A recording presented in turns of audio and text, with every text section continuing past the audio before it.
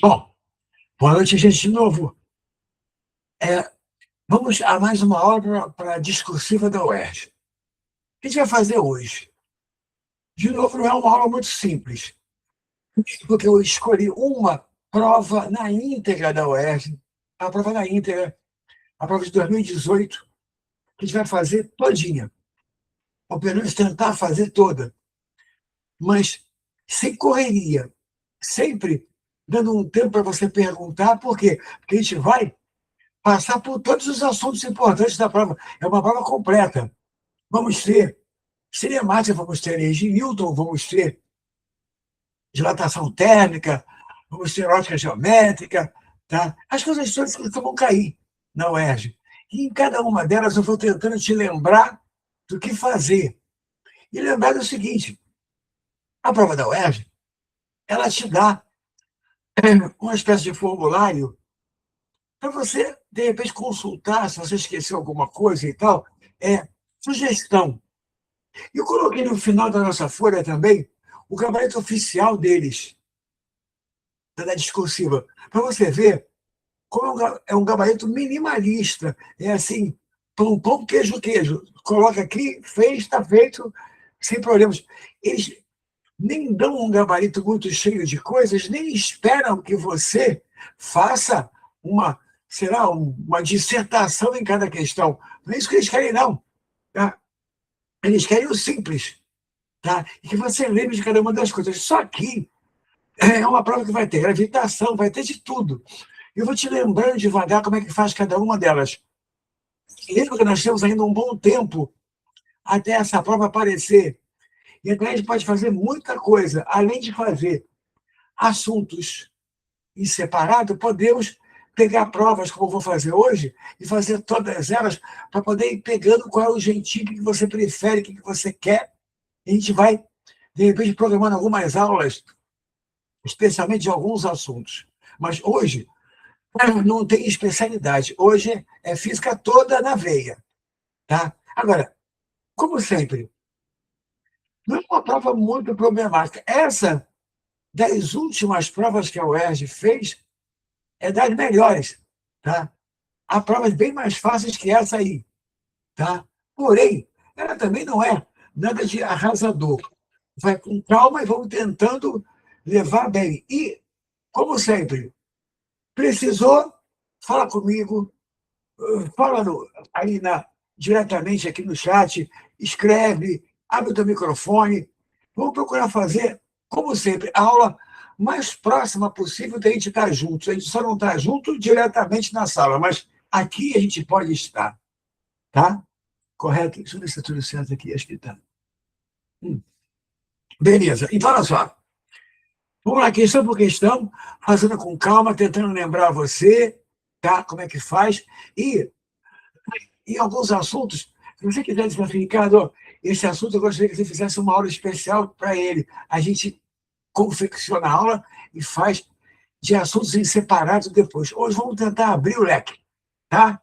Então, Lucas, vamos lá. Questão 1. Vamos à luta.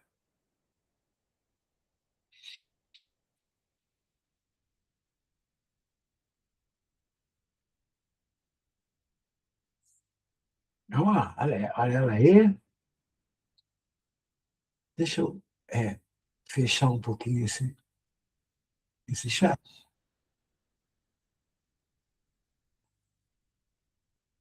Para abrir melhor. Bom, você está vendo que é o próprio texto original da UERJ. Maiane, essa prova eu já fiz. Tá? Tudo bem. Vamos fazer o seguinte: vamos em cada uma ver se eu consigo complementar um pouco mais o que você tenha feito. Tá? E é bom que você tenha feito provas mesmo. Eu tentei escolher uma mais para trás, 2018, para poder não estar muito perto de 2026, ver se não pegava uma que você teria feito, mas acontece. Tá bom? Tudo bem? Vamos lá.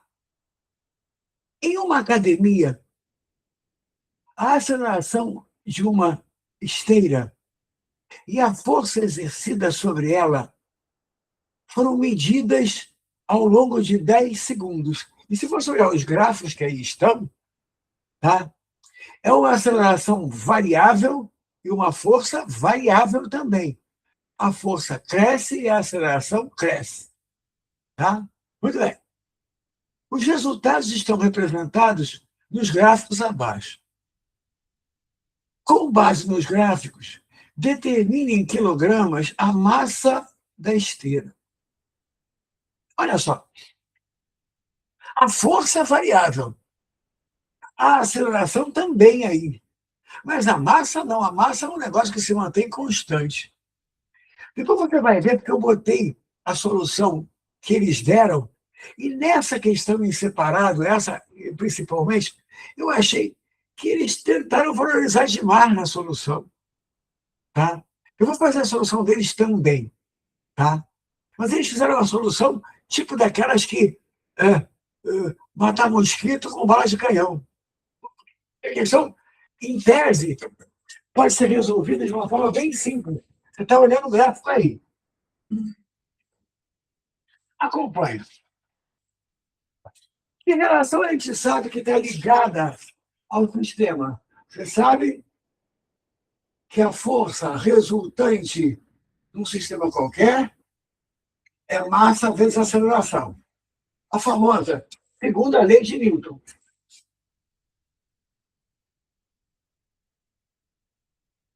Só. A força é variável, a aceleração é variável. Mas se eu pegar uma força e uma aceleração correlatas, é só jogar aqui que a gente tira a massa.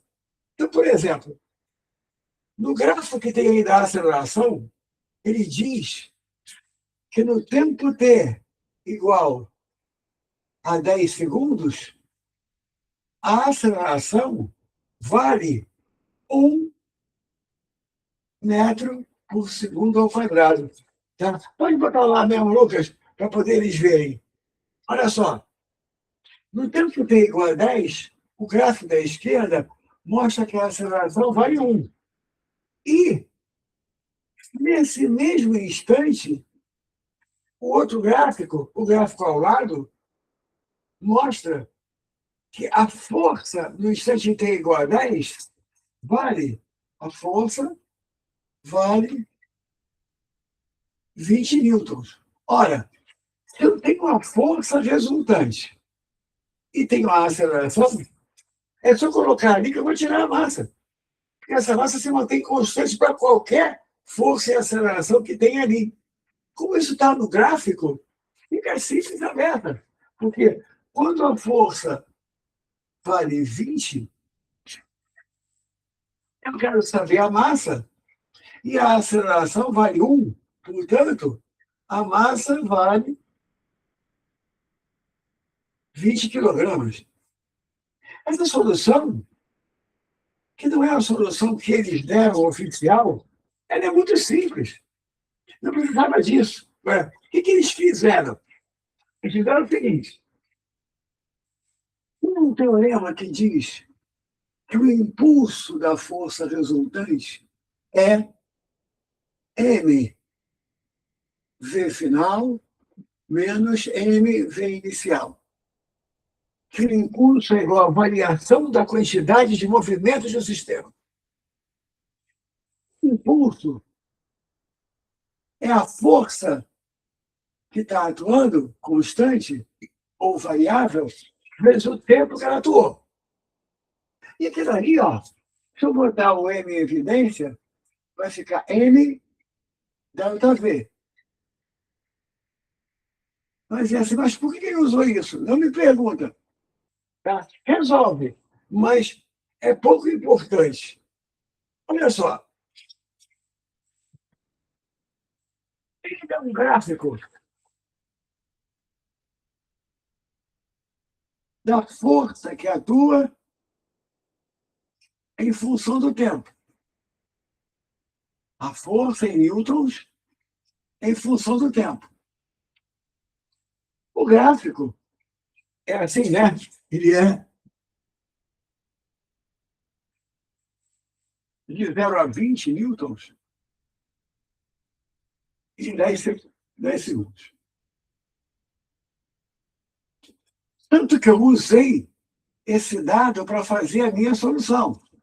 Que em T igual a 10, a força vale 20. Gente, como o impulso é força vezes tempo, é o produto, num gráfico, o produto das coordenadas é a área. Ou seja, essa área representa um impulso, tanto para a força constante quanto para a força variável. Então, quem é o impulso da força? O impulso da força é a área aqui, ó, 10 vezes 20 sobre 2. Ou seja, o impulso da força é 100 newtons segundo. Então, dizer assim, está fazendo isso por quê? Porque eles fizeram assim. Tá? Olha só, esse é o impulso. Então, esse F vezes T. Ah, Ricardo, você não multiplicou direto o F por T? Não multipliquei porque o F não se mantém o quê? Constante. Quando for variável, tem que calcular pela área. Muito bem. Algo semelhante, tá? Nos dá o ΔV também, porque ele dá o gráfico da aceleração no tempo. Olha aqui, ó. O gráfico da aceleração no tempo. O que você está achando estranho? Eu também achei. Mas acho que eles tiveram que valorizar um pouco a questão. Porque assim é fácil demais, né? Olha só, eles dizem nesse gráfico que quando o tempo vale 10 segundos, deixa eu olhar aqui, a aceleração, já tinha usado, ó, a aceleração vale 1.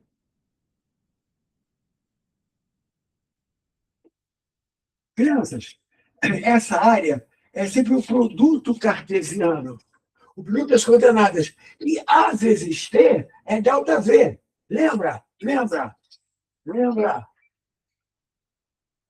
A aceleração constante de um sistema é ΔV sobre ΔT. Então, a ΔT é igual a ΔV. Isso se o A se mantém constante. Com a variável, você faz pela área. Então, ali, ó, quem é o ΔV?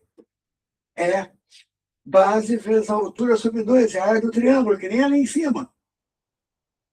Ou seja, 5 é o ΔV.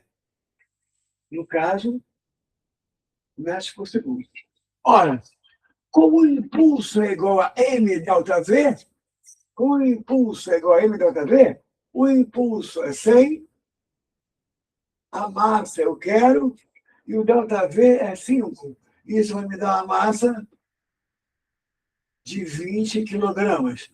Repara, se você olhar, você deve ter a folhinha, tu vai ver que a solução que eles deram é essa. Crianças, não me perguntem por que fizeram um troço desse, porque não tem a menor necessidade, a menor. Olha ali, ó. Quando o tempo é 10, a força é 20. Quando o tempo é 10, a aceleração é 1. Como a força resultante é MA, 20, M vezes 1, M igual a 20. Pô, sem sentido fazer um troço desse, mas está lá a solução que quis te mostrar o que eles fizeram. Não sei para quê. Tá? Tudo bem? Tranquilinho? Alguma observação que vocês queiram fazer? Mestre, posso fazer uma pergunta para o senhor? Pode? Então, caso eu não queira me basear pelo gráfico, eu posso fazer no ciclo mesmo variação tipo, do 0 até o ponto 10, sem usar a área do gráfico, a área do polígono? Presta atenção. Presta atenção. Olha a pergunta que eu vou te fazer de volta. Tá? Do 0 ao 10, a variação é 20. Isso quer dizer que ele foi 1, foi 2, foi 3, foi 4, foi 5, foi 6, foi 7. Aí eu te pergunto, quando você tem que multiplicar, como é que você multiplica uma coisa que varia para outra coisa que varia? Perfeito. Na verdade, eu não estou te dizendo uma coisa que tem aqui do lado, que é o seguinte, essa área é integral. é a integral, tá, das variáveis. Isso aqui é a integral de f dt. Por quê? Para multiplicar uma coisa que varia por outra coisa que varia, eu tenho que integrar. Só que aqui, a área é um triângulo. Pô, integrar para a área de triângulo, se fosse um negócio maluco, uma elipse, um troço qualquer, mas é uma área de triângulo. Então é muito mais fácil você calcular a área. Repara, você vê o seguinte, a força não foi 20 o tempo todo, ela foi de 0 a 20. Mas como é que vai multiplicar cada força por cada instante? O jeito de fazer é a área. Né, Davi? Você entendeu? Sim, ó, entendi. É que eu tinha feito sem a área e deu o mesmo valor. Aí eu Olha pensei, só, pô, olha só.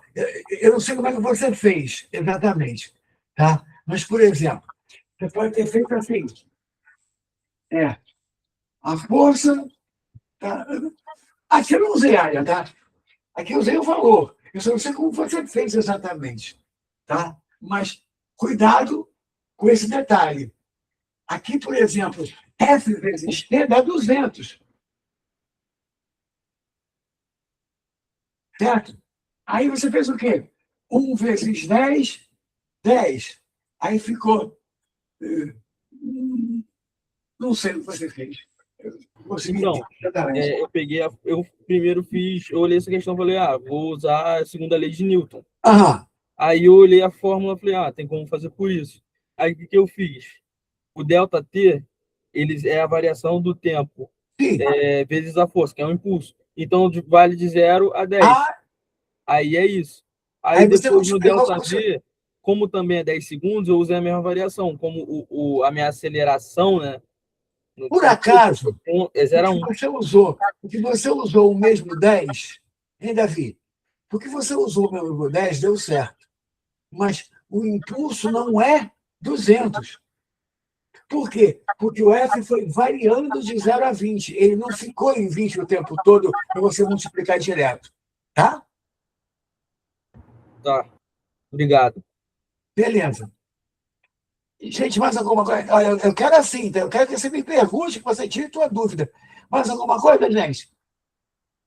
Tá tudo bem? Deixa eu olhar aqui no chat se alguém perguntou direto. Deixa eu ver. Mariana perguntou se costuma comprar física moderna discursiva da UERJ. Da UERJ, não. As provas que caem em física moderna, tá? Que você pode fazer aqui no Rio, são, tá? É, por incrível que pareça, é A. Acho um absurdo numa prova, tá? Para sargento, para não sei o quê, não entendo. Mas eles colocaram. E no IME e no ITA. No IME e no ITA tem física moderna, tá? E olha só, só para te informar, tá? Não é nada de fantástico a física moderna que cai, principalmente no IME. Não é nada de fantástico. Tá? Aí você diz assim, tem que aprender quântica para fazer a prova do ITA. Não, tem que aprender os rudimentos de física moderna de quântica. Tá? Então, repara, eles pegam um assunto que é muito problemático, mas cobram de maneira simples. Só que a UERJ não tem física moderna no programa. Tá? Então, não te preocupa com isso. Tá bom? Tudo bem, Mariana? Tá? Então, vamos lá. Vamos tirar aqui o chat, daqui a pouco eu volto. Então, vamos ver dois aí. Lucas, bota para mim, aqui são dois. Enquanto eu apago ela.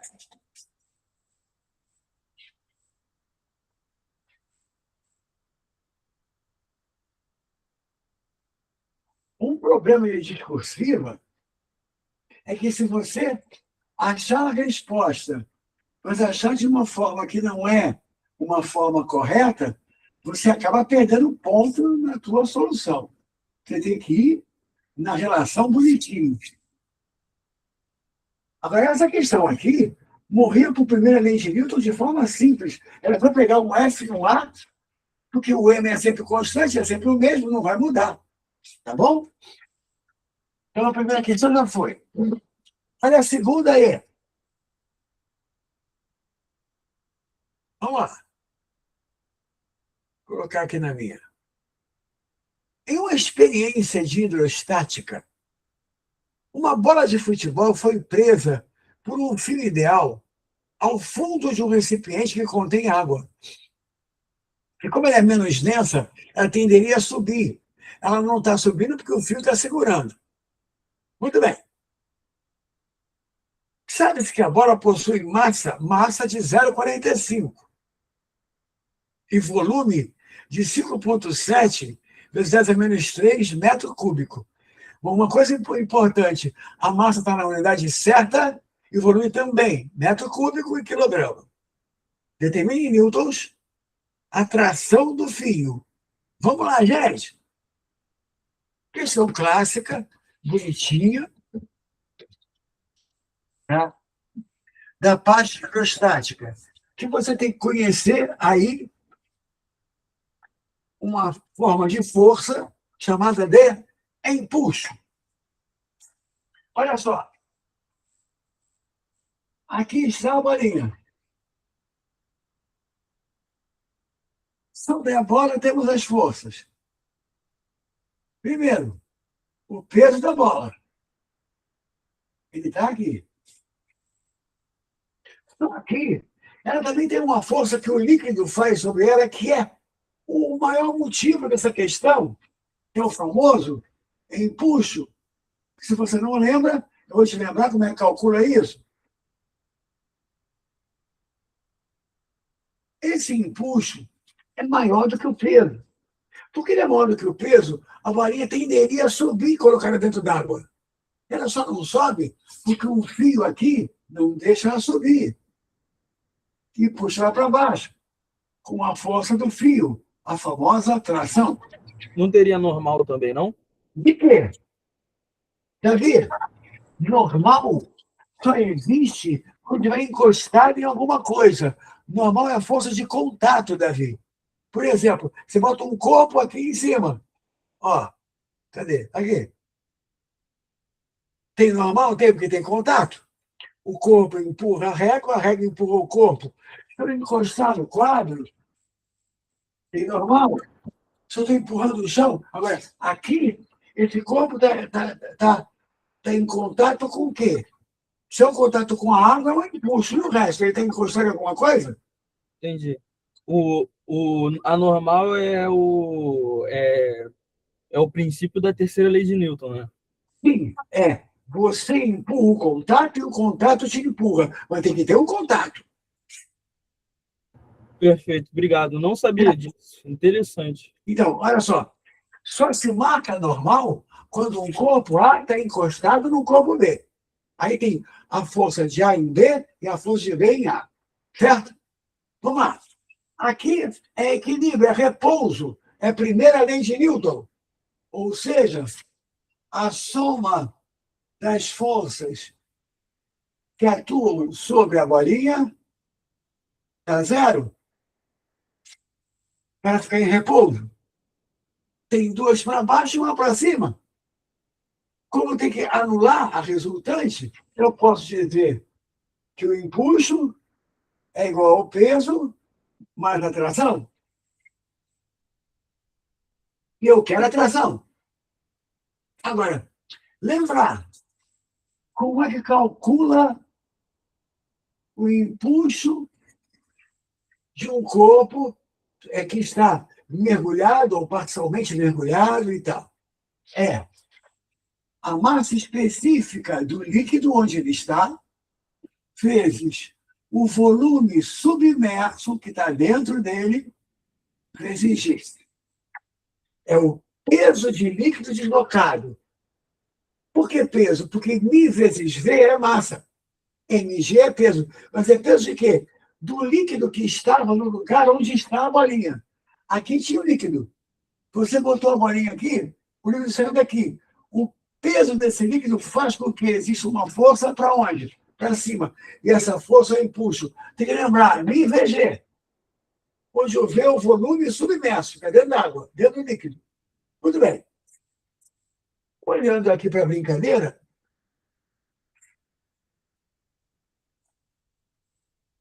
a gente sabe o seguinte: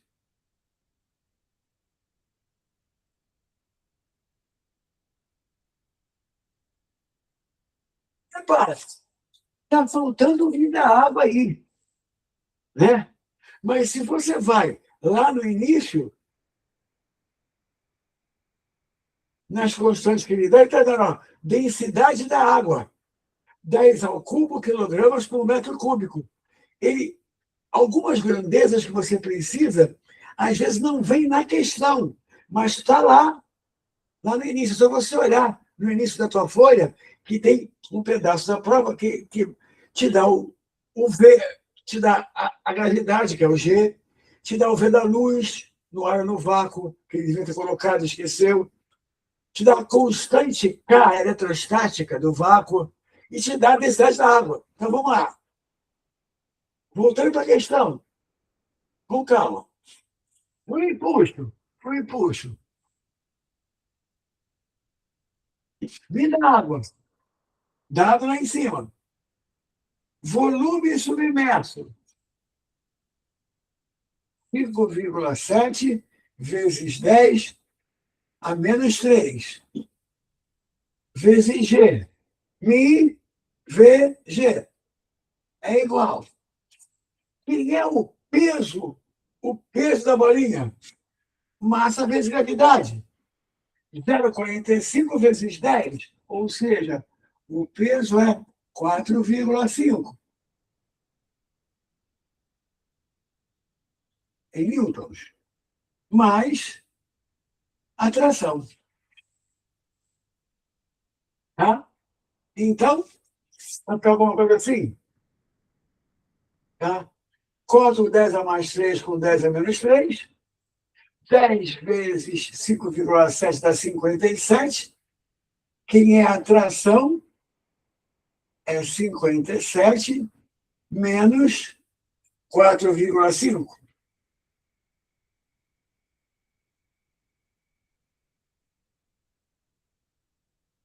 52,5 newtons.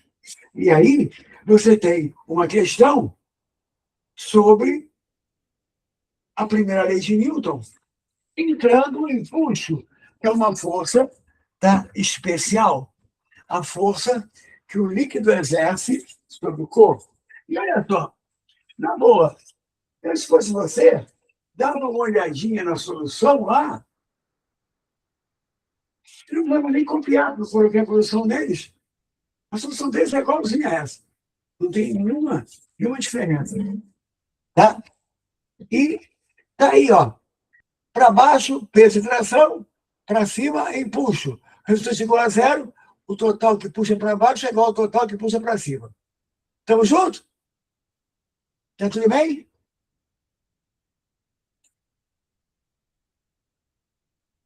Beleza. Então, tá vendo, né? Tá vendo, né? É uma, uma de F igual a MA, que é a segunda lei, uma de primeira lei, e lei de Newton está sempre lá, não tem jeito, isso é assunto recorrente na prova. Tá? Agora, questão 3. De um assunto que é tão mal visto, as pessoas não gostam, ótica geométrica, tem nada demais, mas é a tal história, tá? Se você não consegue visualizar isso antes, dá tempo, na hora da prova fica difícil. Então, bota aí para mim questão 3.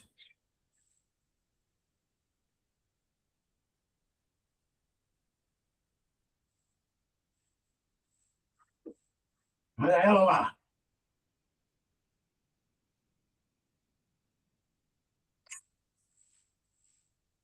Vamos ler com calma.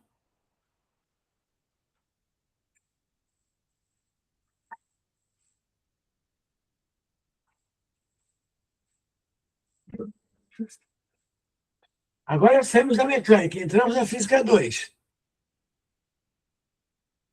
Daqui a pouco ela volta. Em função de suas características, uma lente convergente, uma lente que tende a juntar a luz, tá? Ao serem expostos à luz do Sol, que é a luz que vem de muito longe, luz que vem do infinito, gera uma concentração, uma junção de luz a 60 centímetros do centro óptico da lente. Essa luz que se junta num ponto, esse ponto é especial, ele tem um nome especial, espero que você lembre. Muito bem.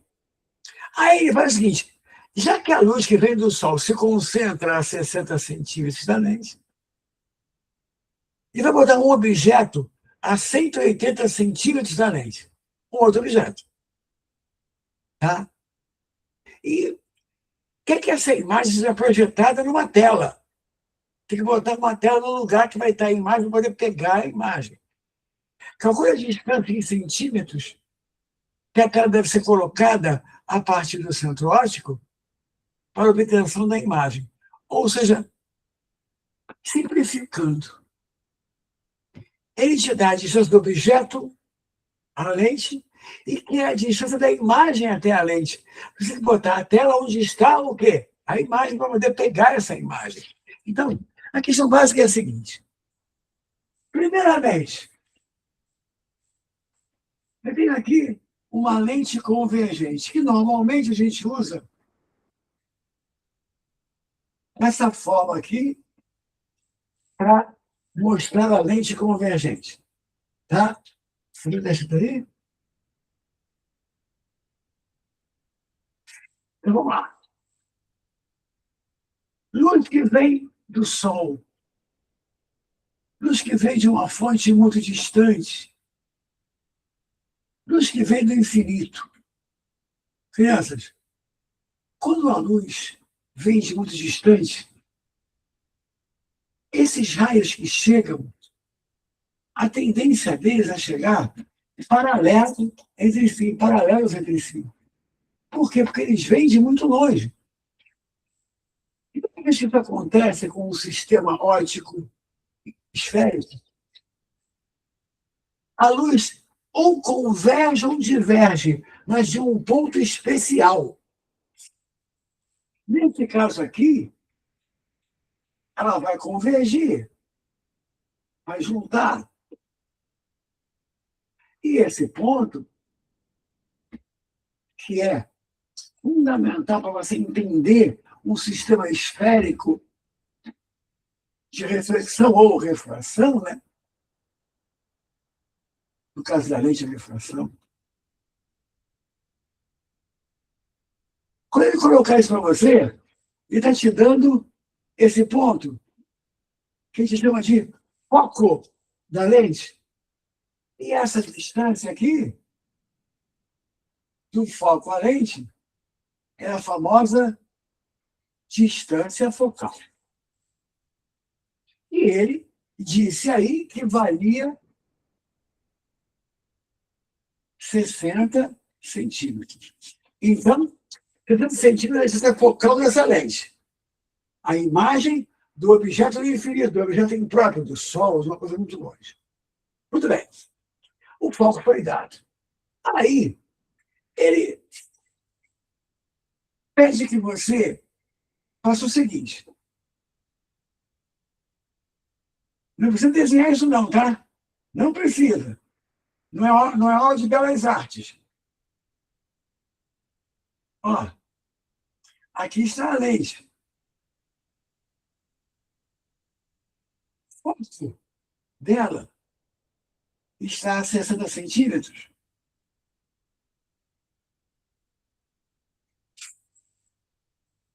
O ponto 2F, que a gente chamaria de ponto antiprincipal, está a 120. O cara bota um objeto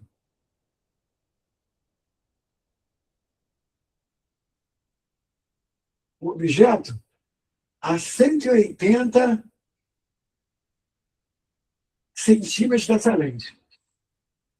Pode te dizer que não haveria nenhuma necessidade de fazer esse desenho. Eu estou fazendo para poder ilustrar a coisa para você.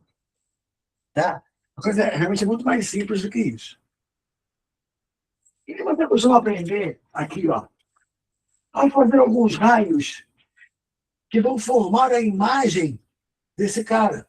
Por exemplo, olha o raio que vem do infinito. Olha o raio paralelo. Ele sai pela direção do foco.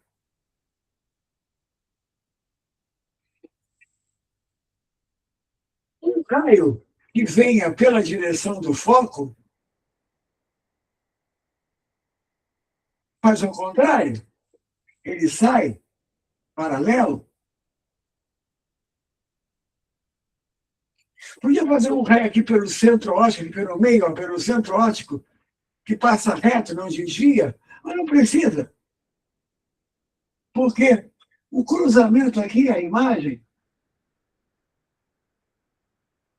o que eles querem é, em que posição eu teria que colocar uma tela aqui assim, ó? Olha a tela aqui, ó. Uma tela para poder captar aquela imagem. Eles querem a distância da imagem até a lente, que chama de telinha, e dão a distância do objeto à lente, que chama de P. Vamos lá, gente. P do objeto à lente. Pelinha da imagem até a lente. Deixa eu melhorar aqui. E F, distância focal. O que você realmente tem que saber? A equação de Gauss. A equação mais famosa dos sistemas esféricos. Essa aqui, ó. 1 sobre F igual a 1 sobre P mais 1 sobre P'. É evidente que você precisa estudar essa matéria, né, para poder fazer isso. Por exemplo, saber que quando uma coisa dessa equação, quando um P', um F, até um objeto que não deve cair, é virtual, tem que levar sinal de menos aquela equação. Quando é real, é sinal de mais. Só que aqui, o objeto é real, a imagem é real e o foco é real, é tudo positivo. Ele te deu o F, que vale quanto? 60. Te deu o P do objeto à lente, que vale 180, e pediu o P'. Então, olha lá, ó. 1 sobre F é igual a 1 sobre P mais 1 sobre P'. Olha, ganhamos acabar de fazer isso aqui. A UERJ quase sempre escolhe espelho esférico ou lente esférica para matar a questão dela. E é sempre através da equação de o quê? De Gauss. 1 sobre F igual a 1 sobre P mais 1 sobre P'. Então, assim sendo, olha lá, NMC total, 180 P'. Aqui eu vou usar 3 P', aqui P', aqui 180. 3 P' igual a P' mais 180. 2 P' igual a 180. Pronto. P'. A distância da imagem até a lente, onde deve colocar a tela para poder pegar a imagem. Aqui distância, 90 centímetros. Questão de ótica geométrica de equação de Gauss. Mestre, Fala. não por atrapalhar, mas Não tem isso, Davi, tem que perguntar à vontade, fala. Esse aí é um dos tipos de foco que tem, né? Tem aquele tipo de foco que é mais para baixo, outro mais para cima, não? Ó, a lente tem 2 focos principais em cima do eixo, um antes e um depois. Agora, essa região aqui tem infinitos focos. Tem alguém com o microfone aberto aí. Essa região aqui tem infinitos focos. Alô, alô? Entendi. Esse seria um foco convergente. Não, esse seria o foco principal. Porque essa lente é convergente. Escuta, eu não sei se é do teu microfone que está fazendo um barulho aí, vê aí para mim. Tá. Na realidade, existe um outro tipo de lente, que é lente da miopia. que é de bordos grossos, que quando a luz chega nela, ao invés dela juntar, ela separa, ela diverge. Ela faz esse raio subir e esse raio descer. Ela também tem um foco, mas o foco é virtual. E essa é a lente divergente. Agora, existe aqui focos secundários que acontecem quando a luz não está exatamente paralela ao eixo principal. Esses focos você não precisa se preocupar com eles, eles são fora de nível da tua prova aí. Tá? Tá, Você obrigado. está confundindo alguma outra coisa que eu não sei o que é, eu estou tentando descobrir aqui. Tá? Que não Então, é... essa imagem que a gente vai obter Ah, vai ser só se a gente pôr a 90 centímetros, né, de distância, né? Eu só vou obter a imagem caso a minha distância não, do... não, não, não, não, não, não. Olha para cá. Com o objeto a 180, a imagem fica a 90. Se eu trocar a posição do objeto, eu vou ter imagem, mas eu troco a posição da o quê? Imagem. Vou dar um exemplo. Se eu botasse o objeto aqui em 2F, aqui, ó, em 120, tá? Vamos junto. Olha só. Raio paralelo saindo pelo foco. Raio pelo foco saindo paralelo. Olha o que está acontecendo. A imagem está em 2F também do outro lado. Ela andou mais para lá. A gente vai dizer assim, como é que eu sei disso sem ter que fazer o desenho? Simples. Olha a equação. Vai comigo. 1 sobre F é igual. Eu botei o objeto a 120, não foi? Não foi, Davi? O objeto a 120. Vai ficar 1 sobre 120 mais 1 sobre peninha. E o peninha vai mudar. Vai para outro lugar. Vamos calcular? MMC, 120 peninha. Aqui vai dar 2 peninha. Fazer direitinho. Aqui vai dar 2 peninha. Aqui peninha. Aqui 120. Olha lá o que vai dar, ó. 2 peninha menos peninha dá peninha. Peninha é igual a 120. Viu? O objeto foi para cá, a imagem foi para lá. Ficaram os dois a 120. Para cada posição do objeto tem uma posição de o quê? Imagem. Tá bom? Ah, entendi. Então, só nesse caso em específico que vai valer o 90, né? É só se eu pôr a 180, Ah, sim, claro. Claro. vai gerar É uma imagem de para o 90 centímetros. objeto a 180, a imagem está a 90.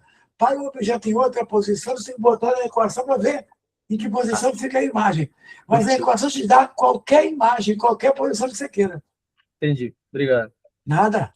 Aí uma questão bem legal disso daí, só que de espelhos, né? Só que a questão foi um pouquinho malandra, porque ela disse que o espelho ele era, como posso dizer, curvo, ou seja, ele Sim. tinha um raio. Então o foco seria o raio dividido por 2. É, isso no espelho, na lente não é não, só no espelho.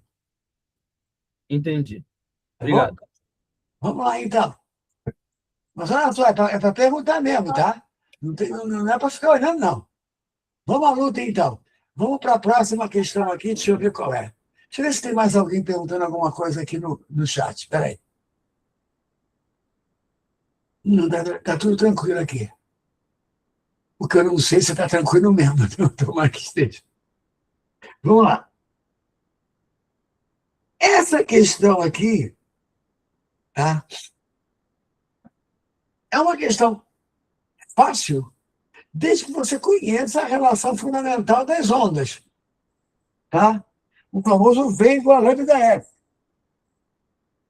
Se você conhece isso, você vai tranquilamente mostrar o que ele quer.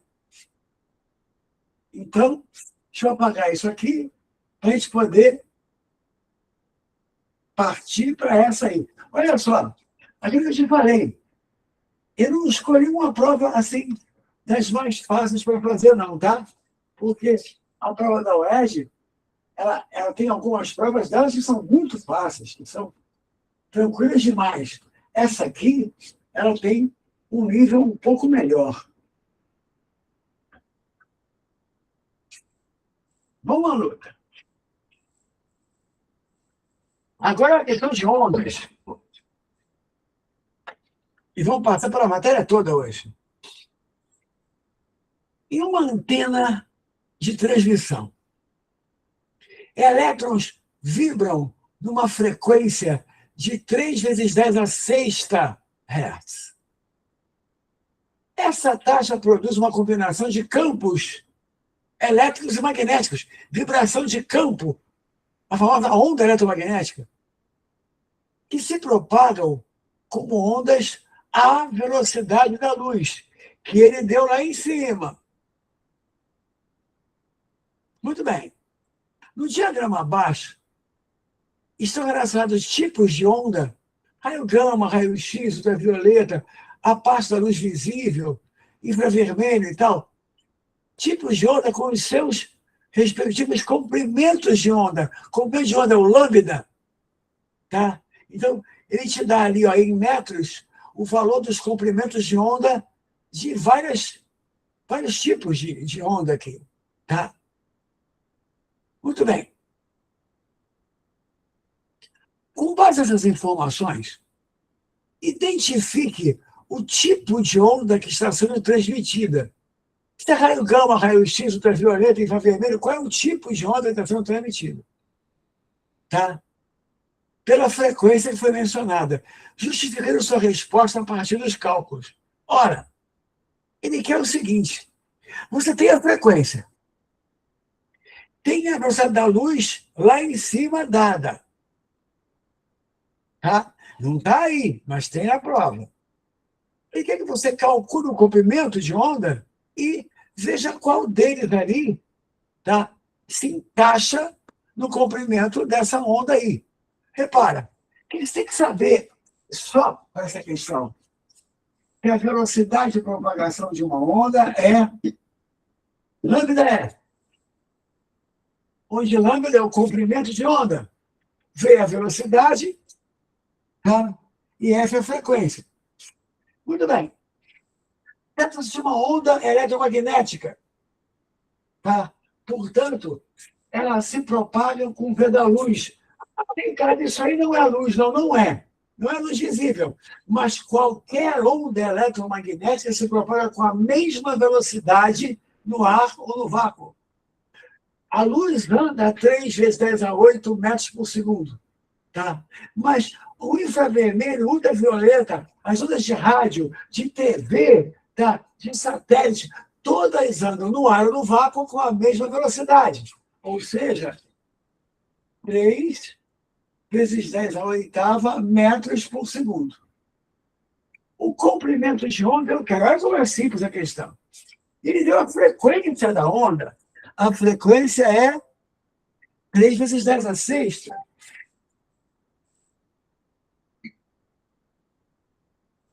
Portanto, corto 3 por 3, o comprimento dessa onda vai dar 10 a 8 sobre 10 a 6.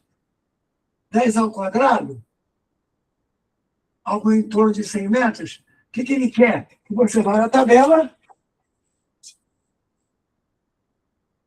e veja que estamos diante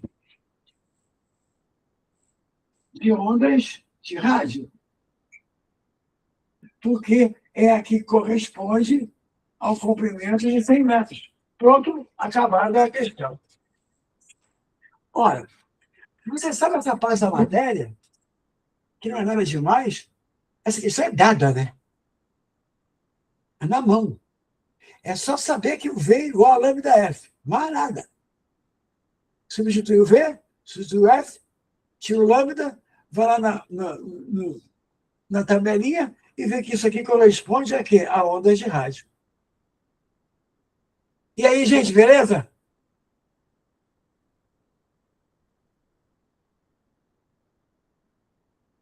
É bom saber, né? Que essa é tranquila.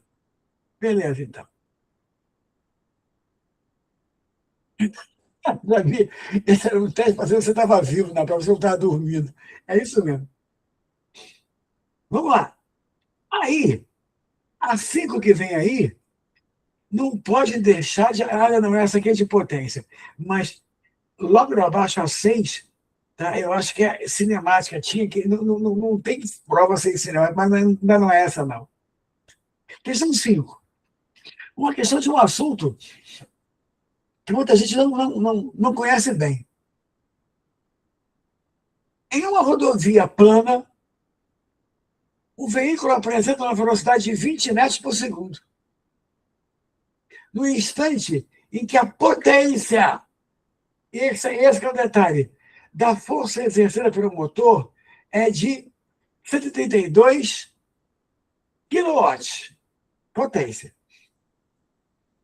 Está vendo que o peso do veículo, tá, é dado e está ali, ó, 20 mil newtons, 2,4 newtons. Ele quer a aceleração em metros por segundo quadrado desse veículo. Olha de novo. Tem rodovia plana. O veículo apresenta uma velocidade de 20 num certo instante. E a potência da força transferida pelo motor é de 132 mil watts, 132 quilowatts. Você vendo que o peso do veículo é 20 mil newtons, 2,4, calcule a aceleração. Bom, para começar, se ele dá massa, né, fora de potência e tal, e pede que você calcule uma aceleração, isso está chamando a segunda lei de Newton. A segunda lei de Newton é F igual a ma.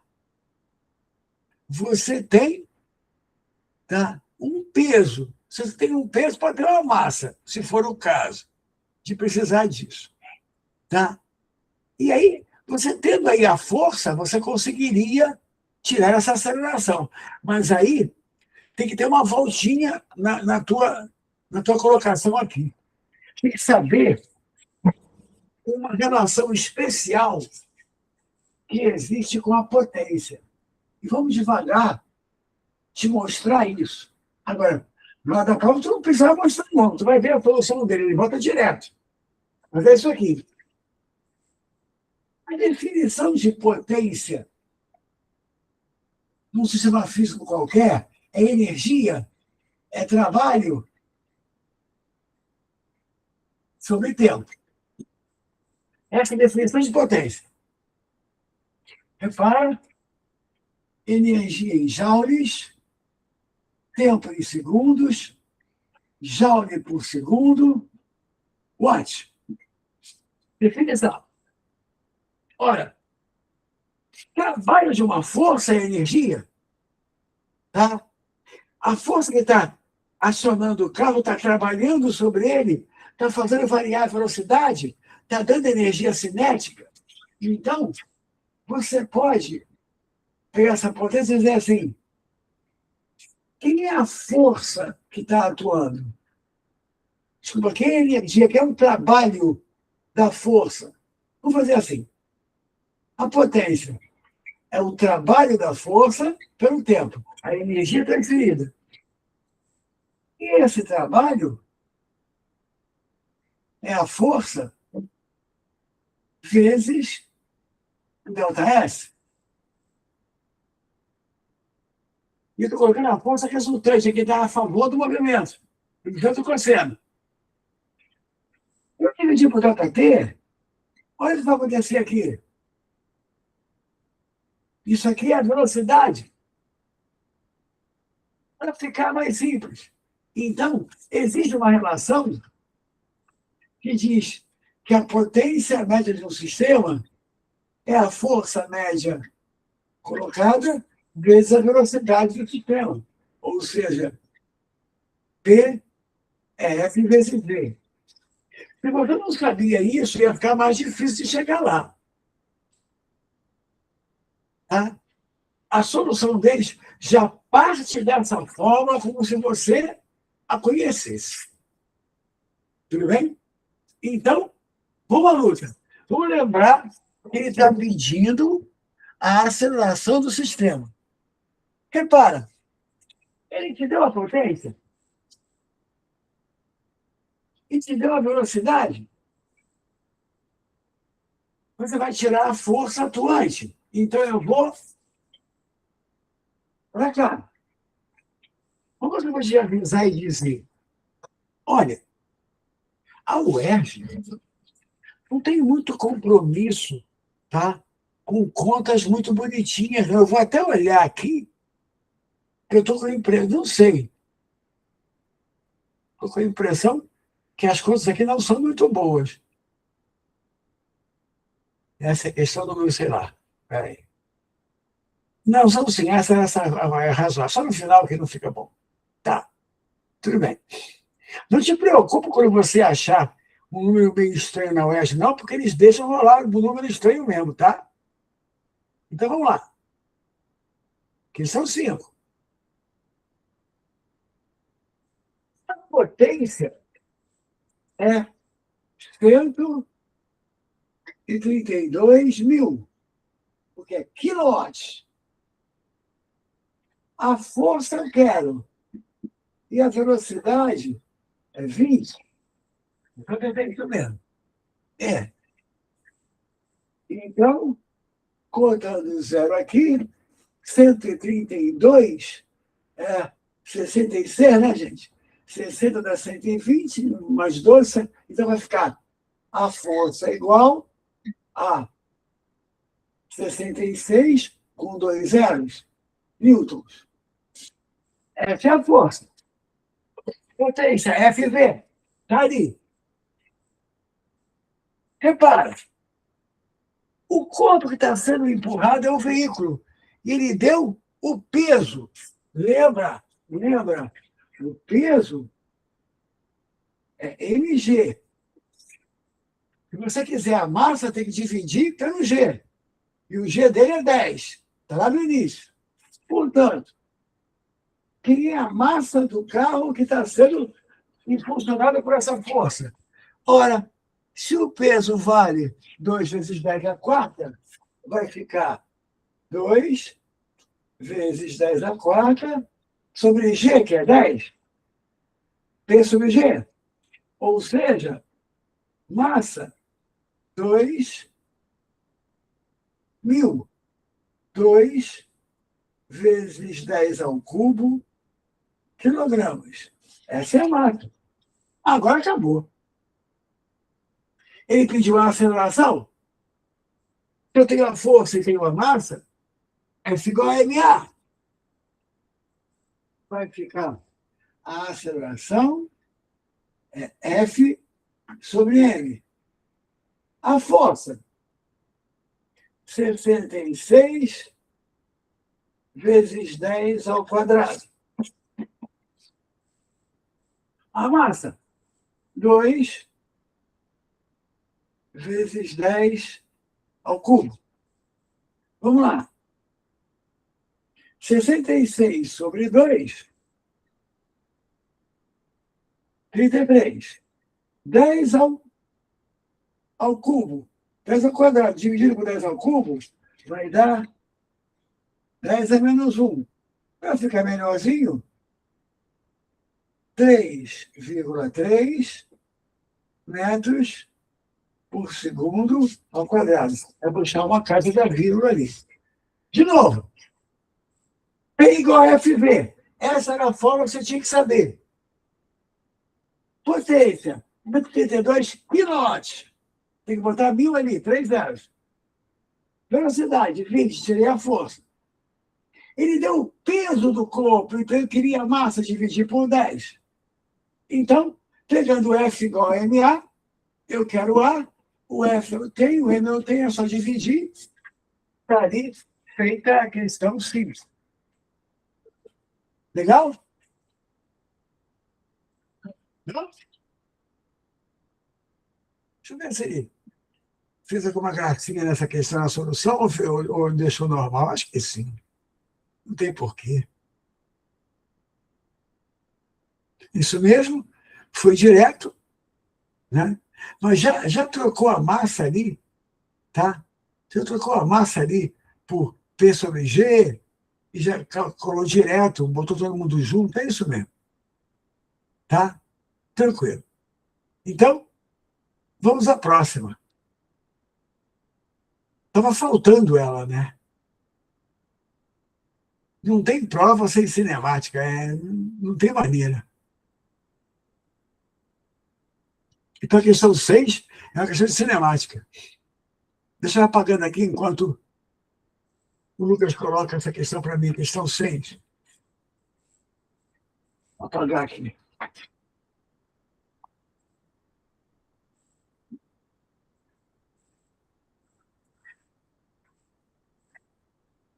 Gente, questão de movimento uniforme, uniformemente variado, tá?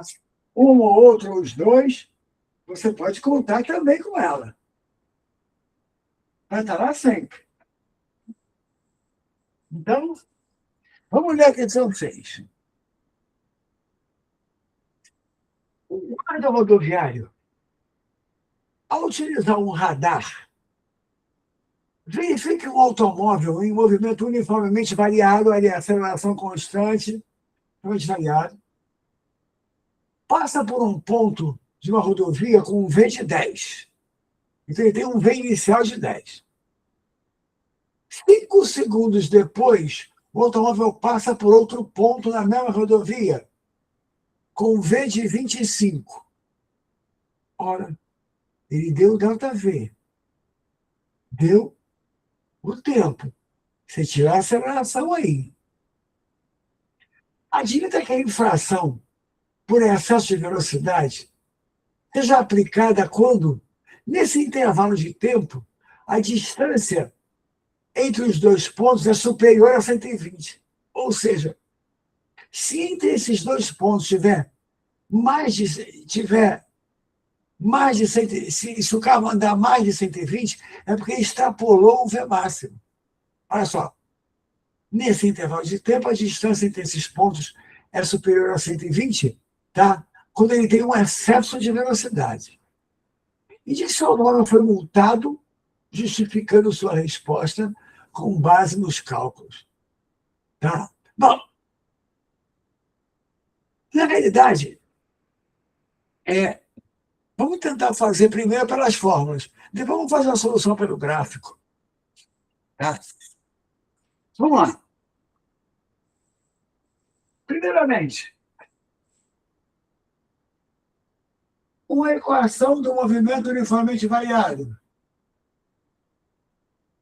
V igual a P0 mais AT. Ele diz que o cara atinge uma velocidade de 25. A partir de um V inicial igual a 10. A aceleração eu não tenho, mas ele gasta 5 segundos para fazer isso, que é o T. Tá. Olha lá. 5A igual a 15, A igual a 3 metros por segundo ao quadrado. Essa é a velocidade. Essa é a aceleração. Você quer saber o seguinte: onde ele andou nesse tempo? Que distância ele andou? Eu posso usar o ΔS igual a V0T mais um meio de AT2, ou posso usar Torricelli, sabe? Você que escolhe, porque tem o V inicial, tem o V final, tem a aceleração, tem o tempo, e eu quero ΔS. Eu quero saber se ele andou mais ou menos de 120. Até 120 ele não foi multado. Se ele passou de 120, ele foi multado. Por exemplo, olha aqui, ó. Torricelli, V final ao quadrado é igual a V0 ao quadrado mais 2A ΔS. Equação famosa do movimento variado. V final, 25 ao quadrado. V inicial, 10 ao quadrado. 2A, 6, delta S. Não precisa nem dar um delta S muito bonito. Tem que ver se é maior ou menor que 120. Muito bem. 25 ao quadrado. 625. Se eu não errei a conta. 10 ao quadrado. 100. 6 de 2A, delta S. Vai ficar aqui, ó. 6 delta S igual a 525. Não é isso? Delta S igual. Vem dessa conta, gente. 87,5 metros. 87,5 metros. O que quer dizer isso? Ele não chegou a andar 120, ele andou menos, não é isso? Então ele não foi multado. Ah, podia usar outra fórmula ao invés dessa aqui? Depois dessa aceleração? Podia? Delta S igual a V0T mais 1/2 de A, T2. Tem que andar, achar a mesma coisa. Quem vai ser o delta S? Quem vai andar? V0, 10. Tempo, 5. Não foi 5 segundos? Foi. Mais 1/2 da aceleração, que é 3, vezes o tempo, que é 5, ao quadrado. Delta S. Aqui dá 50. Mais. Vamos lá. 5 ao quadrado, 25. Vezes 3, 75. Sobre 2, 37,5. Delta S, 87,5. Claro, tem que dar a mesma coisa. Podia escolher as fórmulas. Agora, no primeiro semestre, a gente fez algumas coisas e eu fiz uma aula de cinemática para vocês, tentando te mostrar que os gráficos, velocidade e tempo, faziam essas questões sem precisar de grandes contas. Contanto que você soubesse que no gráfico VT, V vezes T, a área é delta S. Então, olha para cá. Vou fazer a mesma questão pela terceira vez. Só que agora vamos usar um gráfico. Tá legal, gente? Aqui eu tiro A, depois usei ou o Torricelli ou o WS. Agora eu vou fazer o seguinte. Vou resolver de uma outra maneira. E quando você tem prática, ela costuma arrebentar. Olha aqui. E a outra maneira. Vem cá. Botando a historinha do movimento num gráfico velocidade e tempo.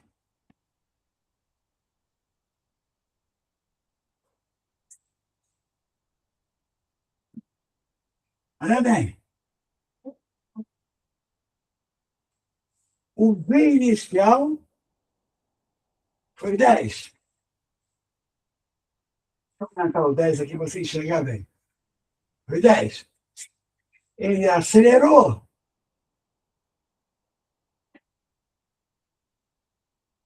Foi até a velocidade de 25 em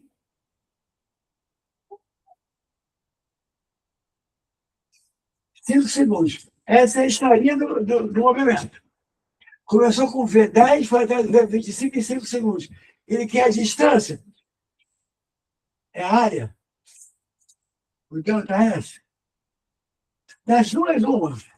Ou você usa o trapézio, que é base maior mais base menor, vezes a altura, ele está de lado, sobre 2, ou faz o retângulo mais o triângulo. Aqui, ó. Aqui tem um retângulo, que é o 50. Aqui tem o triângulo, que é 37,5. Aí tu vai somar para dar 87,5.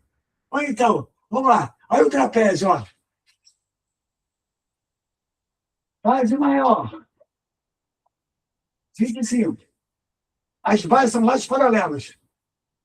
Base menor, 10. As bases são lados paralelos. Altura, 5 sobre 2. Pronto. 25 mais 10, 35. 35 vezes 5 vai dar 150, mais 25, 175. Dividido por 2, 87,5. Pelo gráfico, é uma linha. E, mais uma vez, o produto das coordenadas é a área. V vezes T, delta S. E aí? Por favor, você aplique. A vantagem dessa é que você decora a fórmula. Oi, gente. Tudo bem?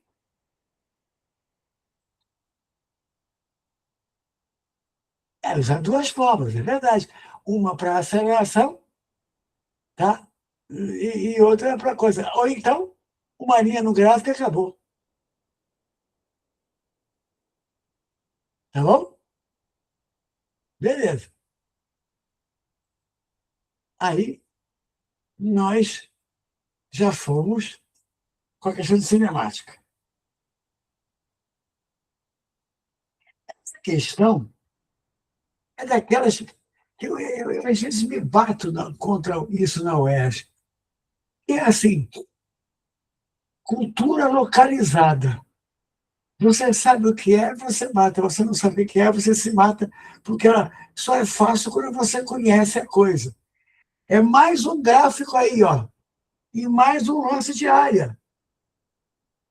Olha lá, lembra dos produtos? Os produtos estão nas áreas.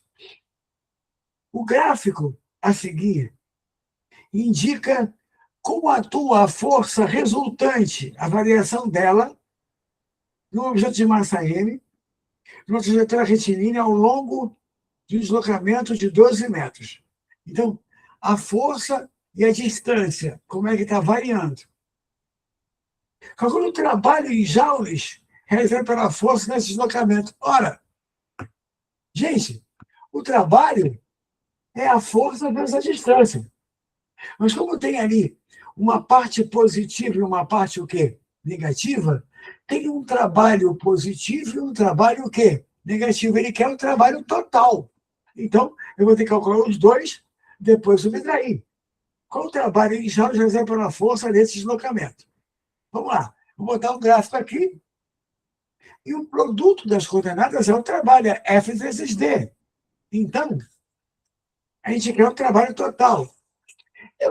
Se for essa questão, eu dou massa, peço velocidade, tá? Eu uso o teorema trabalho energia, alguma coisa mais criativa do que calcule a área. Agora, eu não posso multiplicar. Lembra disso, Davi? Eu não posso multiplicar direto a força pela distância, não porque a força não se mantém o quê? Constante. Quando não se mantém constante, você vai ter que fazer pela área. Não pode fazer F vezes D se o F não é fixo. Tá legal? Então, olha só. Deixa eu ver, 282. Tá. O gráfico é assim.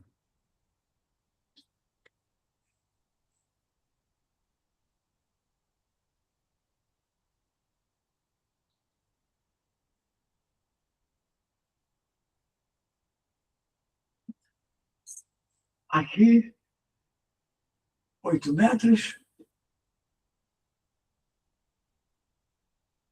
Aqui o total da distância, 12 metros. aqui 2 newtons,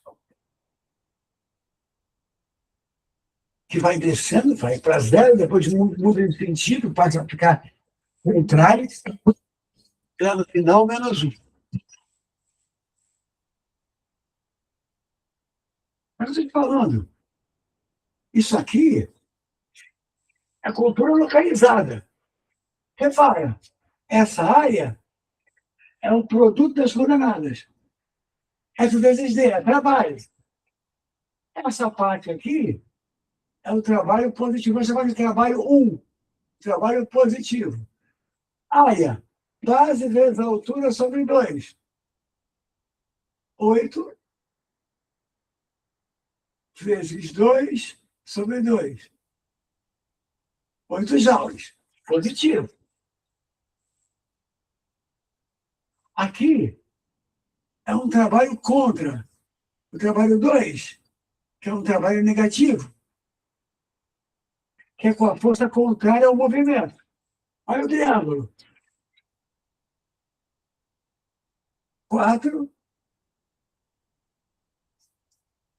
de 8 para 12 vezes menos 1 sobre 2. O trabalho vai dar menos 2 joules.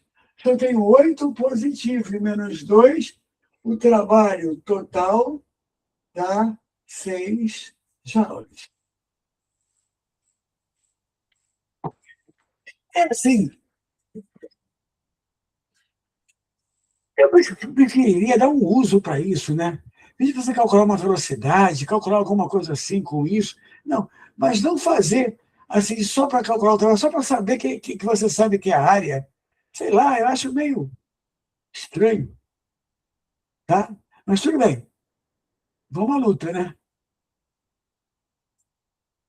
Eles gostam disso, tá? Então, o trabalho total ficou 8 menos 2, 6. Belezinha? Mais uma de mecânica.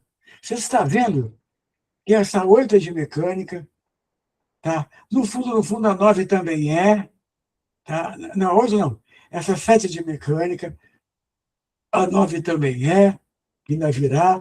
A 6 é de mecânica, a 5 é de mecânica, a 2 é de mecânica, a 1 também, ou seja, mecânica é arroz de festa. Está em todas. Tá?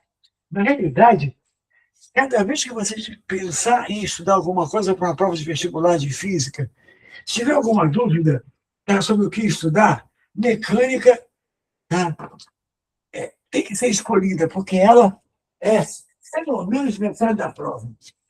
Tá legal? Então, vamos lá, vamos à luta. Não falta muito para acabar, não. Mas eu também não estou querendo correr, não.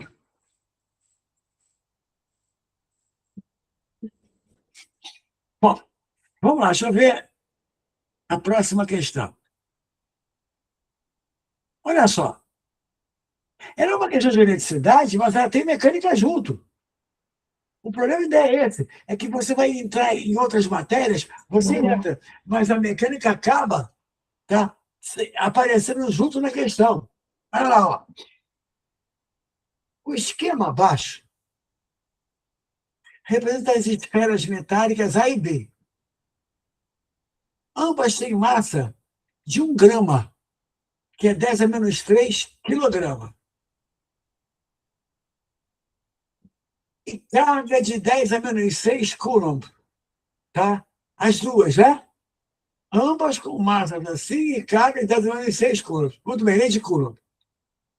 As esferas estão presas por fios isolantes a suportes, e entre elas tem 1 metro de distância. E uma é positiva e outra é negativa, está vendo ali? Lá no desenho? Tá? Ele dá a carga em módulo, que é um microcoulomb, 10 a menos 6, mas uma é positiva e outra é negativa. Elas se atraem. Elas só não estão correndo uma para a outra porque tem um fio segurando. Admita que o fio que prende a esfera A foi cortado. E que a força resultante sobre essa esfera corresponde à força elétrica. Calcular a aceleração. Crianças, lá vem ela de novo. A famosa segunda lei de Newton. Ele quer a aceleração, tá? A aceleração vai sair por F igual a ma. Olha aí. A massa você tem. E o F que está atraindo é a força elétrica. É isso aqui, ó.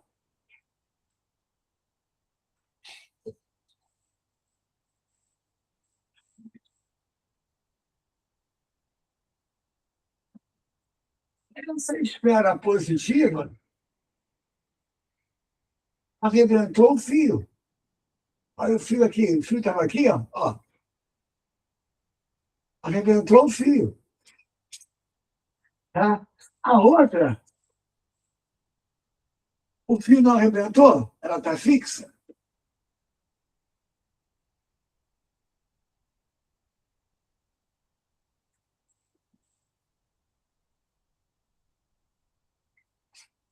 Né?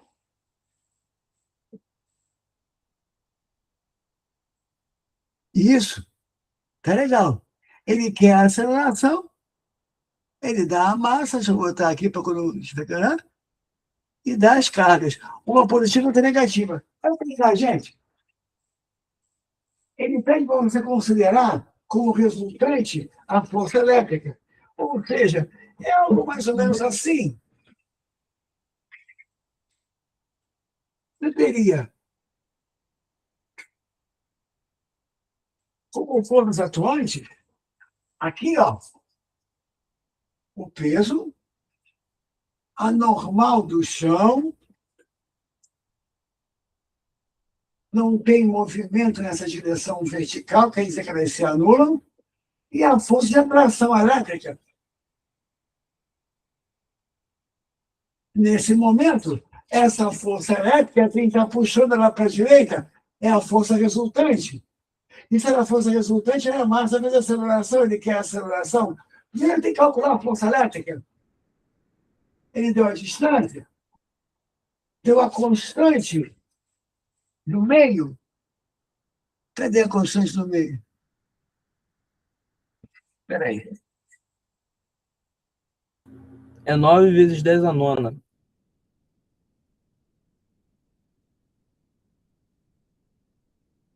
Vai ser lá em cima, né?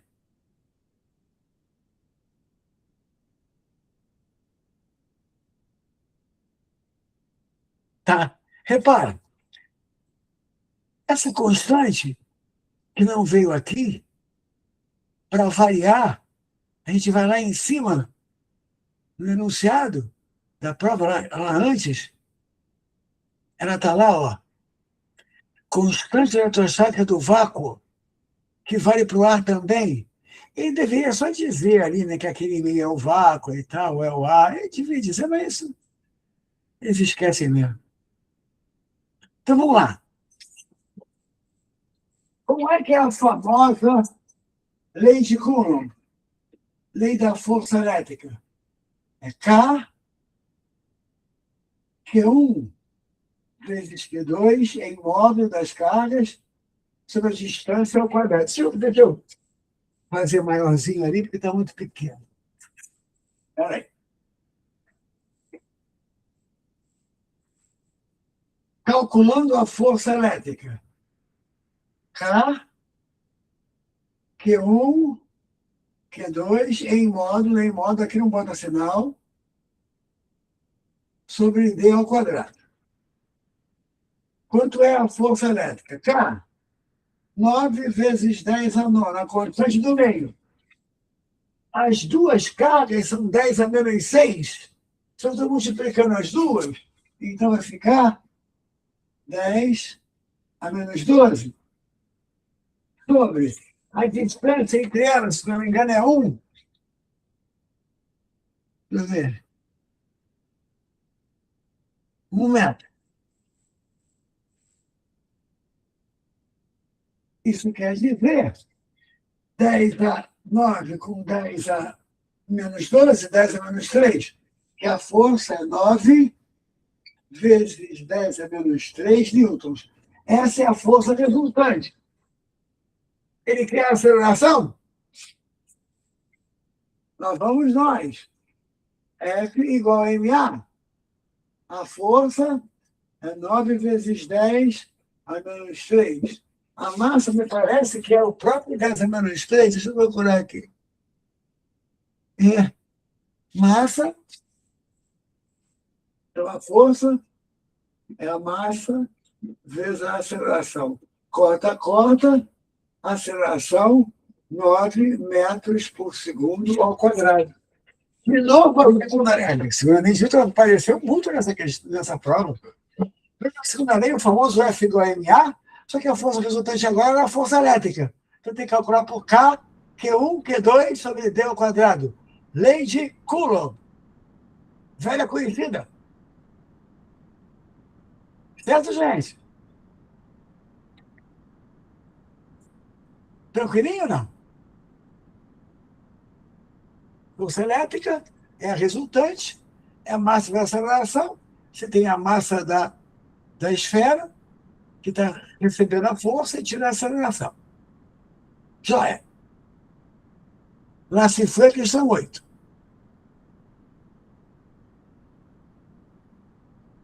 Bom, essa questão não é que ela seja difícil, tá? Mas ela é de um assunto que é isso. Ela é de um assunto que não é muito, como é que eu vou dizer, aparece e não aparece, tá? Essa questão da prova, em termos de nível, ela é a melhorzinha, a mais difícil. Okay, vamos chamar de menos tranquila.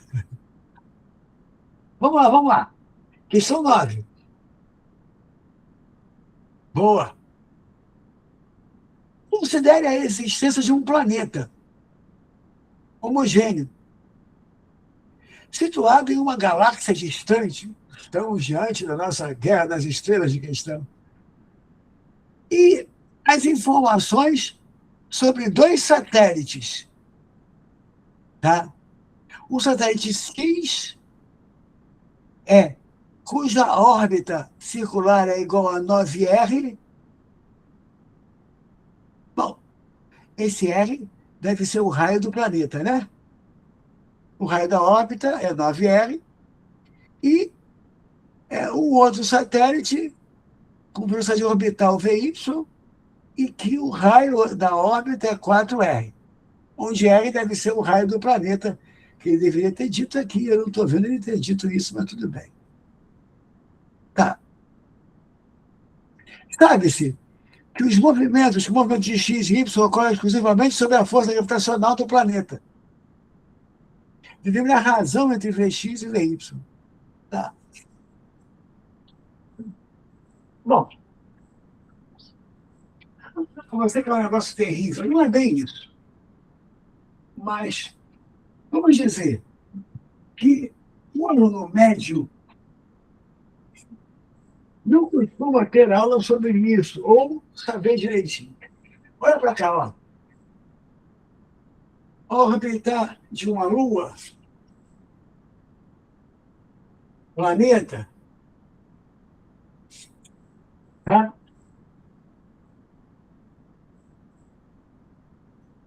Satélite em órbita circular,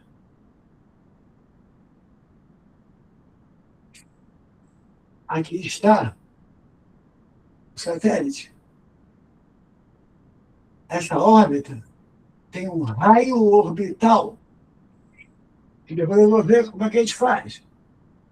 Ora, vamos supor que ele está aqui, ó, com uma velocidade perpendicular à trajetória, tá? Que vai ser o Vx ou Vy. Crianças, a força que mantém esse cara em órbita, fazendo essa curva, é a força gravitacional.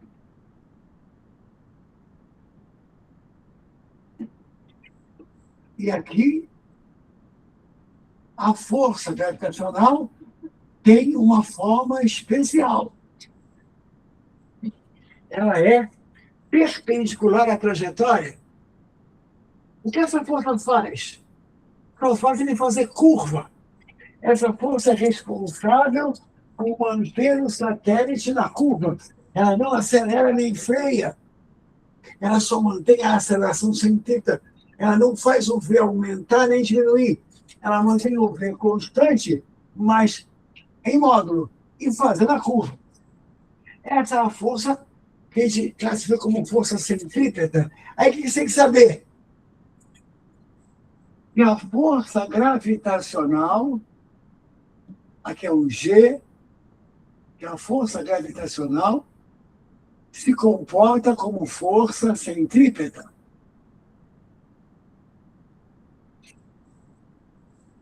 Quem é a força gravitacional? É muito parecida com a lei de Coulomb, só que é para massa, não é para carga.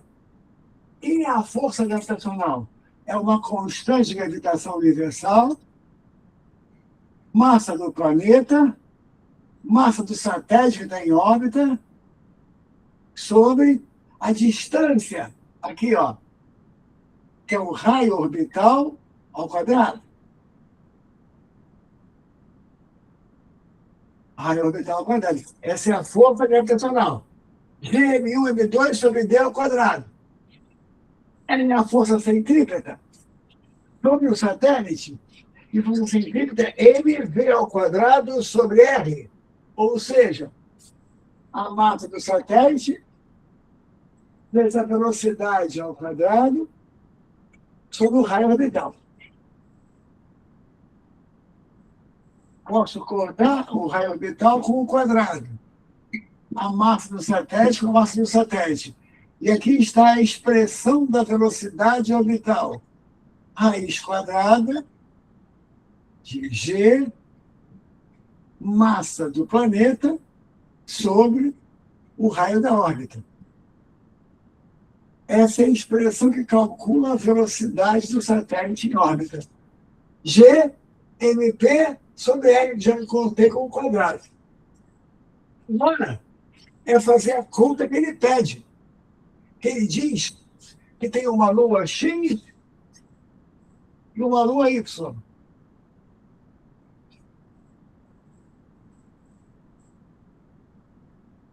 A lua X está a 9R.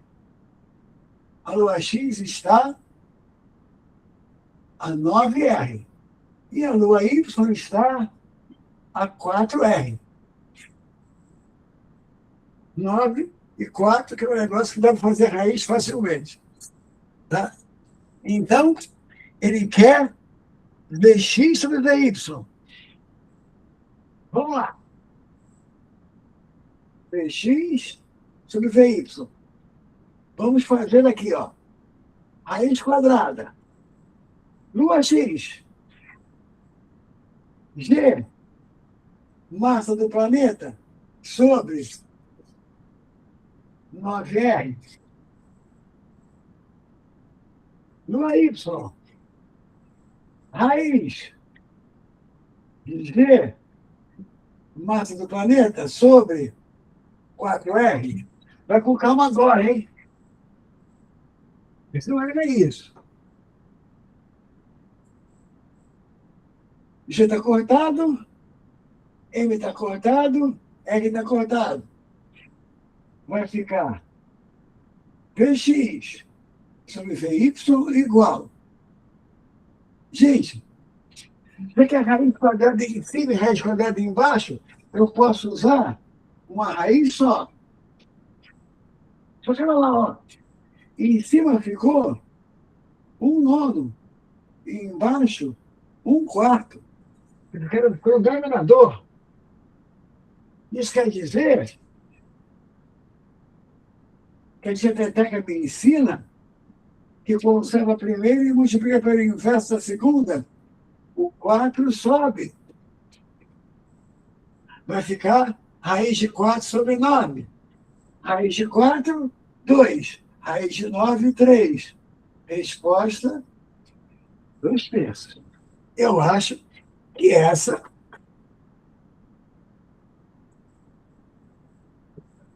Não tinha que levar isso ao quadrado, não, professor?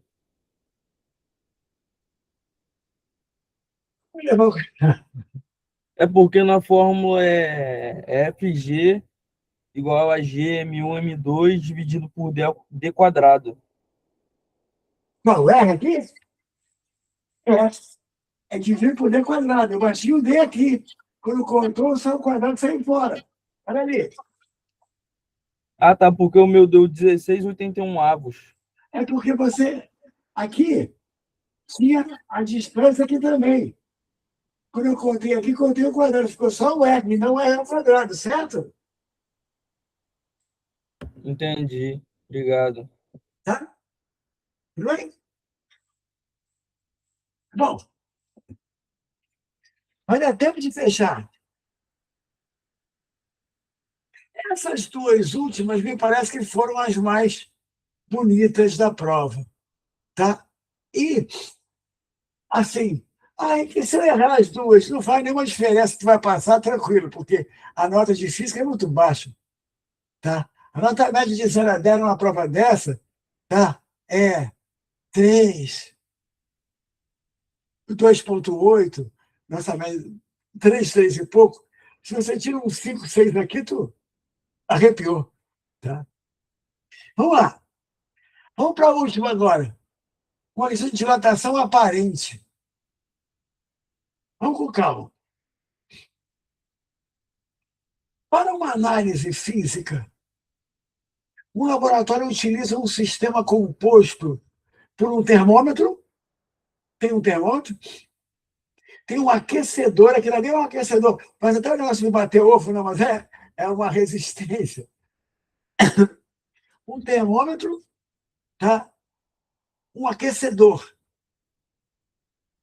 um recipiente com um ladrão, com um cano ladrão, tá? Um cano que jogaria água para fora ali, tá?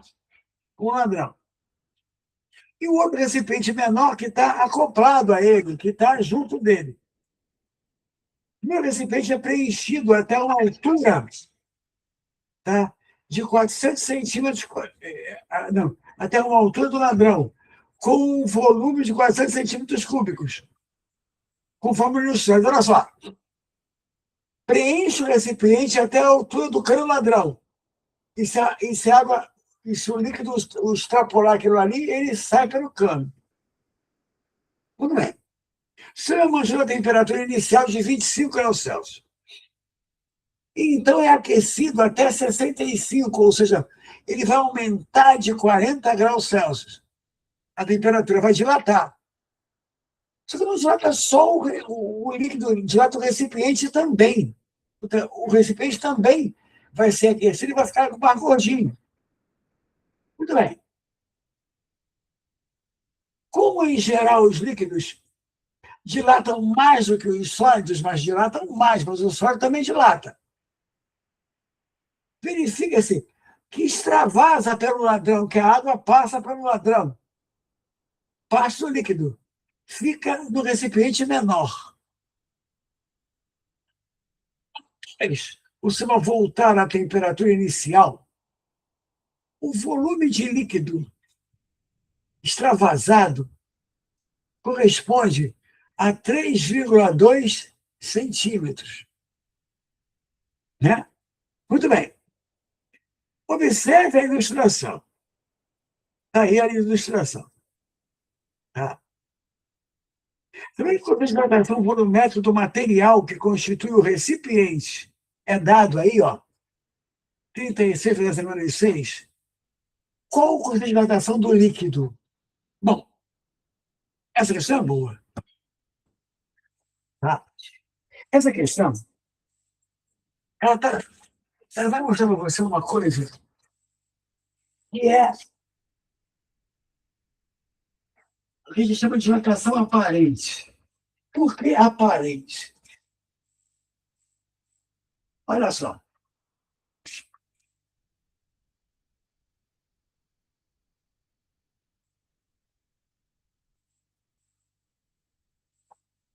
É isso aqui.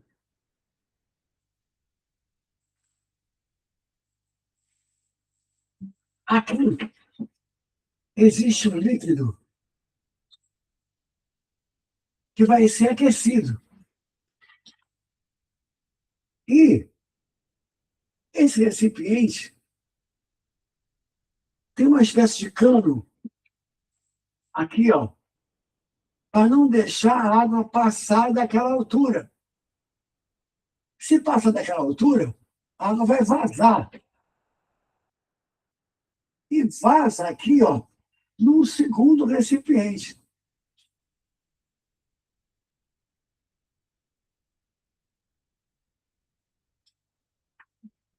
Vamos botar os dois aqui. A princípio, o líquido estava bem no nível aqui do cano ladrão. Aqui assim. Quase vazando. Aí você vai e toca fogo nisso aqui. Daqui a pouco você queima. A temperatura sobe.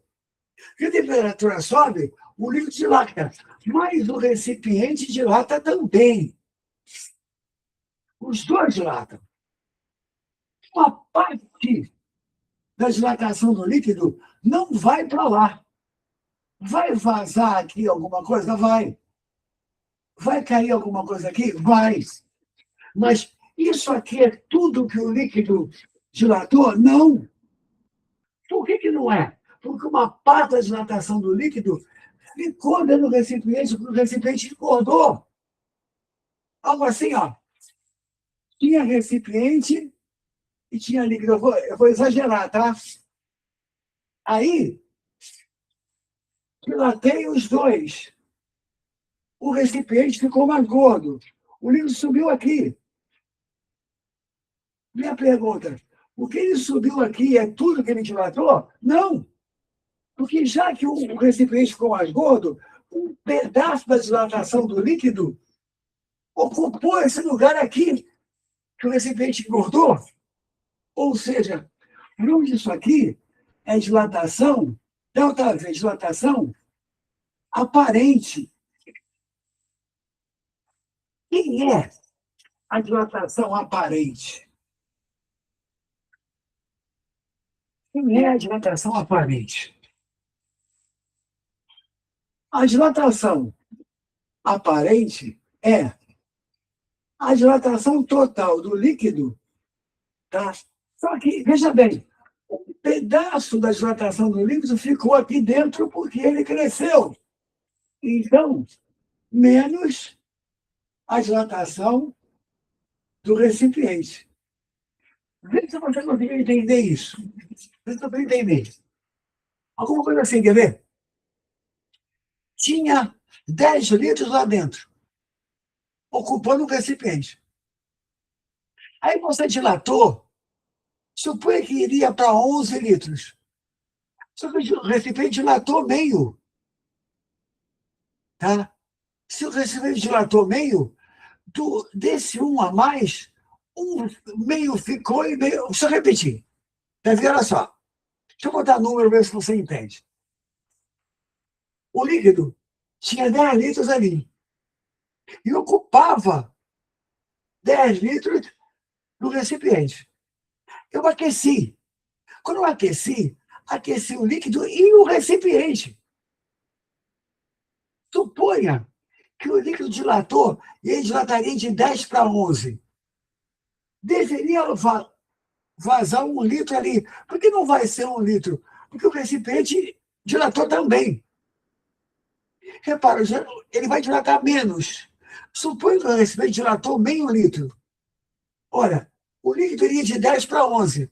Mas esse meio litro que o recipiente dilatou, o líquido ficou lá dentro. Então, ficou meio e extrapolou meio. Ou seja, o aparente é o que dilatou o líquido,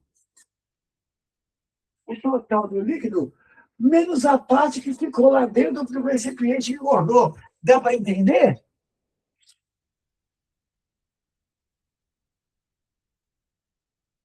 Quero fazer de novo. Tá? Alguém quer que eu repita? Deixa eu olhar aqui. Lucas entendeu, Davi também. Como é que é? Vocês conseguiram entender isso? O líquido subiu, mas o recipiente ficou mais gordo. Então, o pedaço que deveria subir ou que deveria vazar ficou lá dentro do recipiente. Por quê? O recipiente ficou maior e o líquido, um pedaço do líquido não saiu, ficou lá dentro. Por isso que ficou assim. Delta V aparente, que é o que está aqui, é o total do líquido menos a parte do recipiente que engordou. Olha, a dilatação térmica é o coeficiente vezes o volume inicial vezes o delta teta. Isso é a parte da matéria que você tem que saber. É o coeficiente vezes o volume total vezes o delta teta. Então, vamos lá. Acompanha. Vamos ver aqui. O sistema foi de 25 a 65. Tá? Muito bem. Após o sistema voltar a temperatura, o volume extravasado foi 3,2 centímetros cúbicos. Tá. Deixa eu ver o que tem antes aqui. O recipiente de 400 centímetros cúbicos. Tá.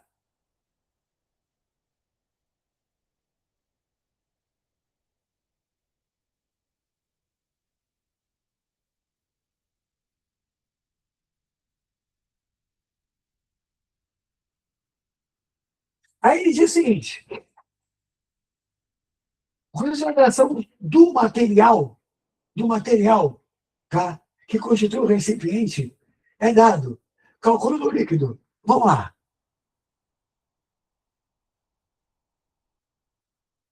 Tá?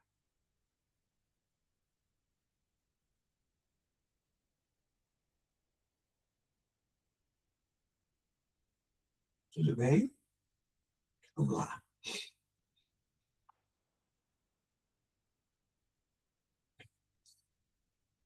Bom, ele deu direto o aparente, né? Deu. Tá. Então, vamos lá. Quando vazou no aparente? No aparente vazou. Deixa eu mudar a cor que está ruim isso aqui. Peraí. Aqui, ó. O que vazou no aparente foi 3,2 centímetros cúbicos. Foi o que vazou no aparente. Deixa eu olhar. É. O delta V do líquido é o gama do líquido que ele pede vezes o volume inicial. Deixa eu olhar aqui. 400 centímetros cúbicos. E a variação de temperatura,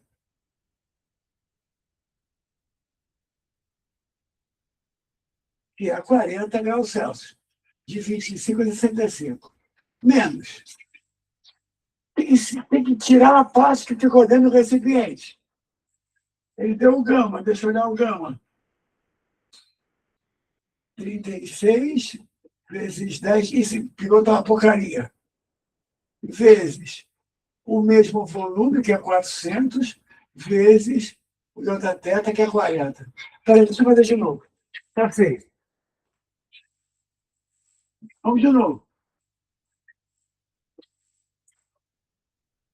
Esse troço não está legal.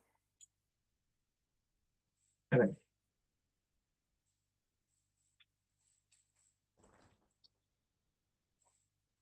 Com calma agora.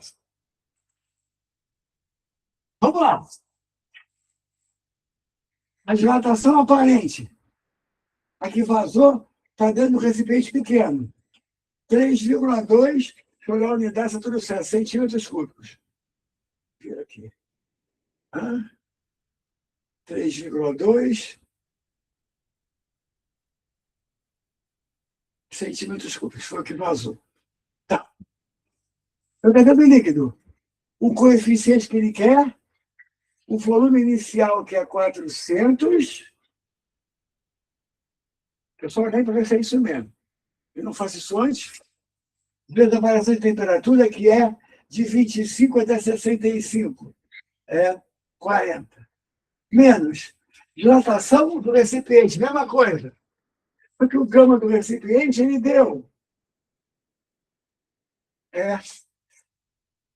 36 vezes 10 a menos 6. O volume inicial também é de 400, que era até onde a água ocupava.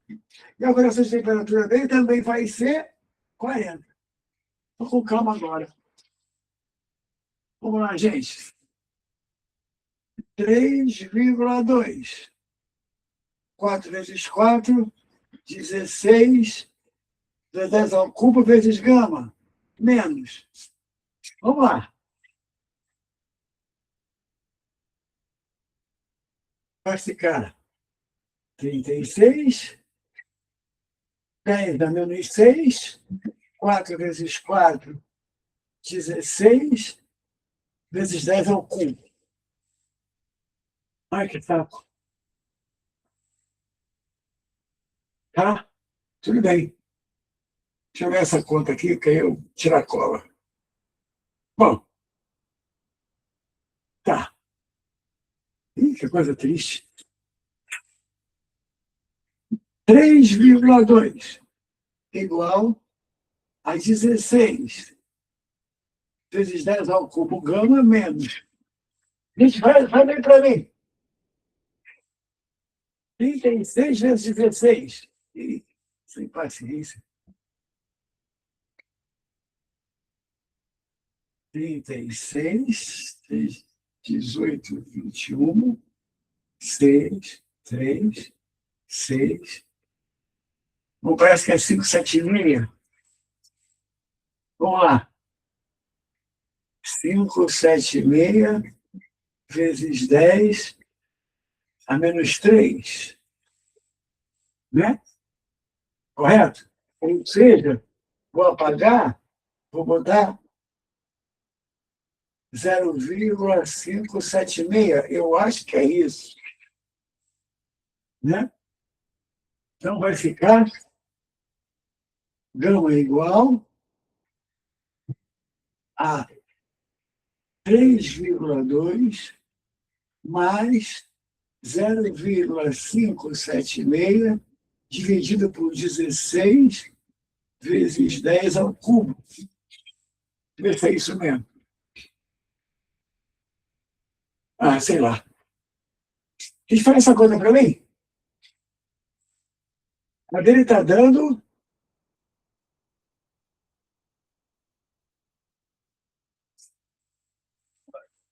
Deixa eu ver aqui essa conta. Essa conta aqui, se está tudo certo. Espera aí. Deixa eu pegar minha calculadora. Pá. Vamos lá. 32 mais 0,576, 32,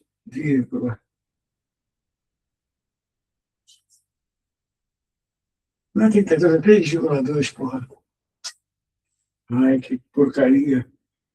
3,2 mais 0,576. 3,776 por 16 vezes 10 a 3. O 10 a 3 vai subir, começa menos 3. Então vai ficar isso aqui dividido por 16. Está dando 0,236 vezes 10 a menos 3. Ora, está me dando, na nossa conta aqui,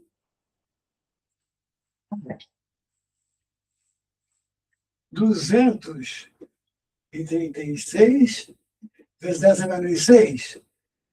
Deixa eu ver o gabarito e ver se está certo. Vai lá.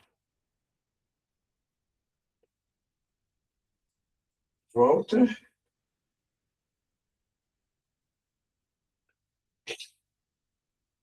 Hã?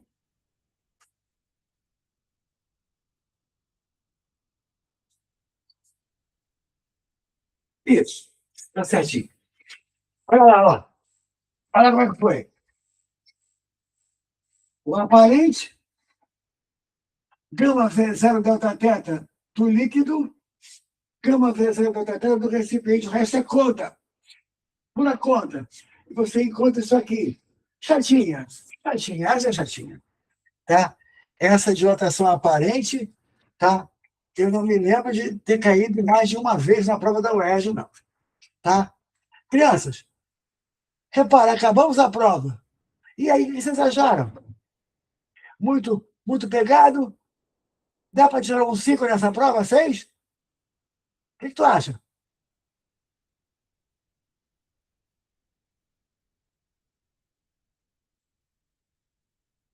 Sim, sim.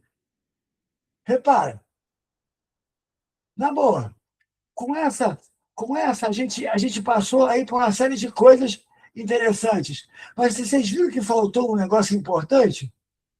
Circuito não caiu nessa. Prova sem circuito é estranho, né? Mas não caiu circuito nessa. Tá? Claro, prática é o que a gente vai fazer para valer, Lucas. Quanto mais a gente praticar, melhor fica. Agora, você tem que pegar os assuntos que foram meio estranhos e dizer assim: eu vou praticar esses assuntos também para poder ver se eu melhoro em cada um. A gente vai levando. Eu vou ver se eu escolho um assunto especialmente para a semana que vem, ao invés de abrir para uma prova com todos os assuntos. Aí depois, na outra semana, eu volto a abrir para a prova. Depois eu abro para um assunto especial. Sempre um assunto que cai. Tá legal? Crianças, é sempre um prazer estar com vocês. Um abraço grande, fiquem bem e vamos lá, semana que vem estar juntos de novo. Tá? Vamos lá, boa noite a todos. Fiquem bem, fiquem felizes. Tchau, Lucas.